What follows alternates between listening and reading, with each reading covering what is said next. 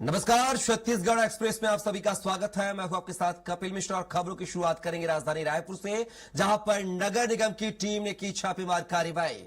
कमारडी स्थित ग्वाला रेस्टोरेंट में पहुंची है टीम। राजस्व और स्वास्थ्य विभाग के संयुक्त कार्रवाई है। ग्वाला रेस्टोरेंट के 16 लाख का टैक्स बकाया है। किचन की सफाई का भी ले रहे हैं जायजा। गड़बड़ी पा जाने पर लगाई जाएगी पेनाल्टी। तो एक खबर आपको रायपुर से बता रहे हैं, जहां पर नगर निगम का अमला जो है ग्वाला रेस्टोरेंट पहुंचा है, जहां पर उसने छापेमार कार्रवाई की है। कमारडी में यह रेस्टोरेंट है जिसकी जांच की जा रही है। किचन की भी सफाई का जायजा लिया जा रहा है अधिकारी कर्मचारियों के द्वारा। मौके पर स्वास्थ्य और राजस्व कर्मी भी मौजूद हैं। तो ये खबर रायपुर से आपको बता रहे हैं, जहां पर नगर निगम की टीम ने छापेमार कार्रवाई की है। और इसी खबर पर ज्यादा जानकारी के साथ सहयोगी राहुल अग्निहोत्री फोन लाइन पर हमारे साथ जुड़ गए हैं। राहुल, बात की जाए कि रेस्टोरेंट पर छापेमार कार्रवाई की है नगर निगम ने, आखिर क्या कुछ जानकारी?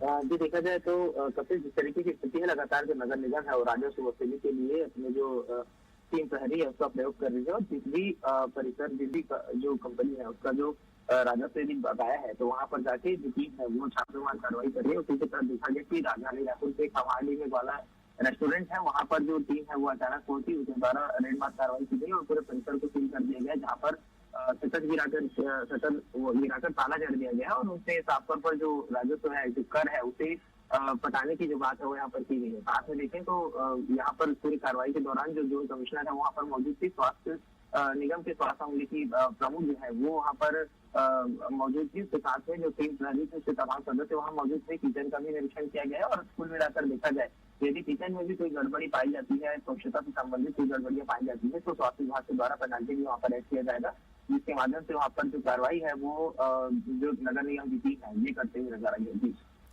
राहुल, क्या इस रेस्टोरेंट को 16 लाख का जो बकाया टैक्स बताया जा रहा है, क्या नगर कर्मियों ने उसके पहले नोटिस दिया है, कोई कार्रवाई की है, या सीधा जो है, क्योंकि 16 लाख रुपए महज 1-2 महीने का टैक्स नहीं हो सकता, 1 साल का टैक्स नहीं हो सकता है, तो क्या माना जाए कितने साल का बकाया टैक्स है राहुल?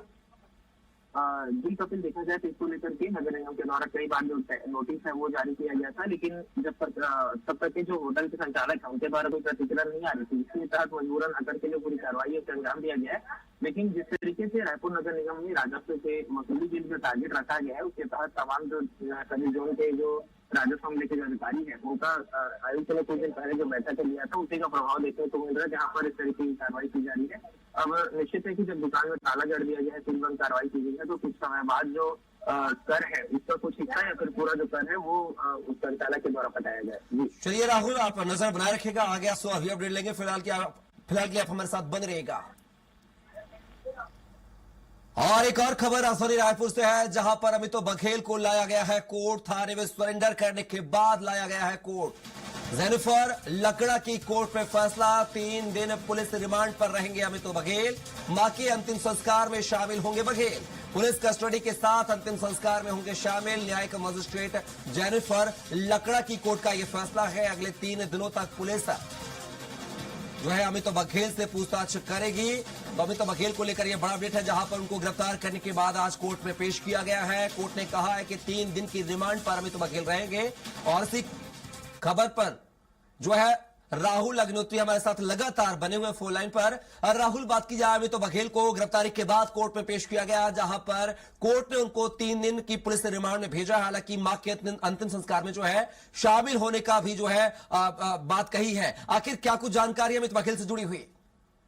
जी आपको बता दूं कपिल, के 3 दिनों के रिमांड पर जो अमित बघेल है उसका पुलिस कस्टडी में जो रिमांड है वो मिला है। सातों पुलिस कस्टडी के बीच में उनकी मां का जो अमित बघेल थे, उनकी माता का सुबह निधन हो गया। उसके बाद में अंतिम संस्कार करने के लिए जो पुलिस कस्टडी के साथ अपनी माता के अंतिम संस्कार में शामिल होने की जो अनुमति यहाँ पर दी गई है। और न्यायिक मजिस्ट्रेट ने जेनिफर लकड़ा की कोर्ट में जो पूरा फैसला है वो हुआ है। अगले 3 दिनों तक जो अमित बघेल है वो पुलिस की कस्टडी में रहेंगे, जहाँ पर पुलिस उनसे पूरे प्रकरण को लेकर के पूछताछ करेगी। मैं आपको बता दूं कपिल की पिछले दिनों में जिस तरीके से समाज की भावनाओं को आहत करने का जो आरोप यहाँ पर अमित बघेल के ऊपर लगा था, जिसमें मुख्य तौर पर जो सिंधी समाज और अग्रवाल समाज है उनको आहत करने की जो बात है वो की गई थी। जिसके बाद में पूरे देश भर में कई राज्यों में इनके खिलाफ जो FIR है वो की गई थी। इनके ऊपर इनाम भी रखा गया था 5,000 रुपए का। और तब से अमित बघेल को खोजबीन जो है वो यहाँ पर पुलिस प्रशासन के द्वारा की जा रही है। इस बीच में जब अमित बघेल ने आत्मसमर्पण किया है